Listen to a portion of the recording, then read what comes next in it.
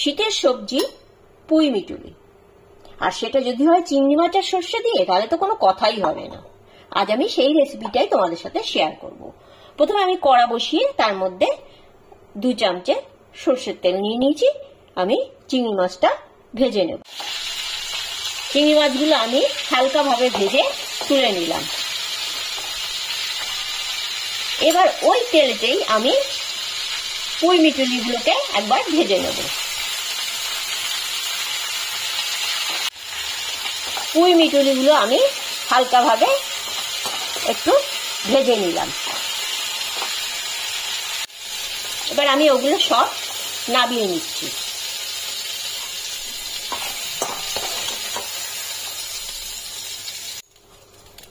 এবার ওই কড়াইতেই আমি দেব আবার 1 চামচে তেল।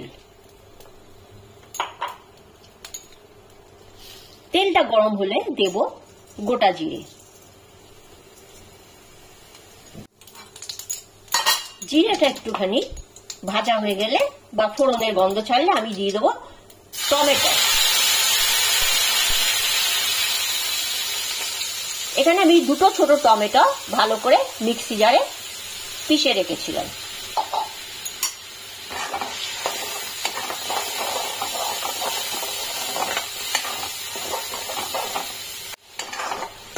পুঁই মিটুলি বুঝে টমেটোটা পেস্ট করতে হবে, 2-3টে। আমি এখানে 2টো ছোট টমেটো ভালো করে পেস্ট করে নিয়েছি।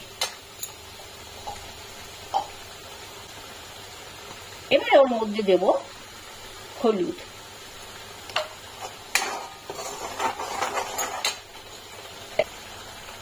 লঙ্কা গুঁড়ো,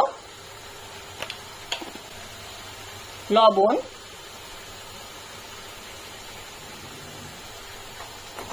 লবণটা বুঝে দিতে হবে, কেননা আমি এর মধ্যে সর্ষে বাটা দেব। সেই সর্ষেটা আমি লবণ দিয়ে বেটেছি, লবণটা বুঝে দিতে হবে।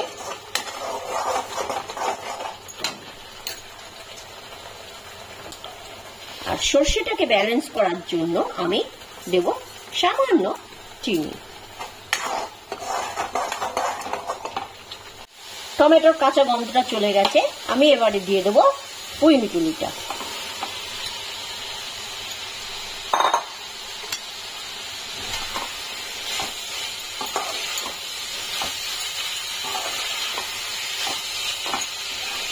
এবারে দেবো আগে থেকে আমি বেটে রেখেছিলাম কালো সর্ষে আর সাদা সর্ষে মিশিয়ে, সেটা আমি ছোট 2 চামচে দিয়ে দিলাম। সামান্য একটু জলে গুলে নিয়েছিলাম, গুলে নিয়ে দিলাম।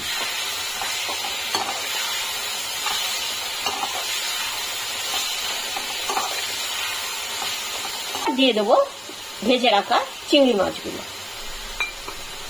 কি অপূর্ব রেসিপিটা না, দেখেই বোঝা যাচ্ছে গরম ভাতে এর স্বাদ কতটা। একবার বাড়িতে বানিয়ে ফেলা অবশ্যই যায়।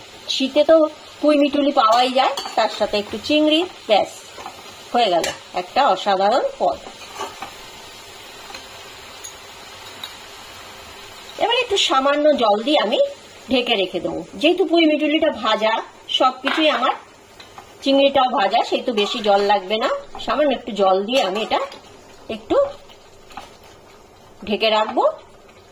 তারপর ধনে পাতা দিয়ে নামিয়ে দেবো আমার তৈরি সর্ষে চিংড়ি দিয়ে পুঁই মিটুলি।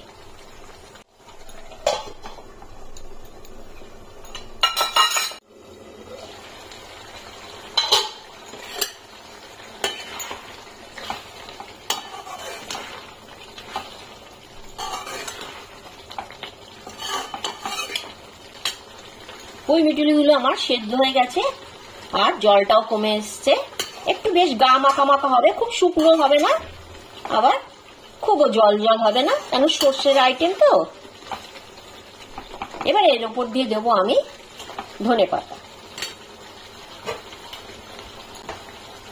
সব পুজোর বেলপাতার মতো শীতকালের সব তরকারিতে ধনে পাতা না দিলে কিন্তু তার স্বাদই পাওয়া যায় না। কিচ্ছু দিতে হয় না, গরম মশলা কিচ্ছু দিতে হয় না, যদি তুমি একটু টাটকা ধনে পাতা কুচি দিয়ে দিতে পারো।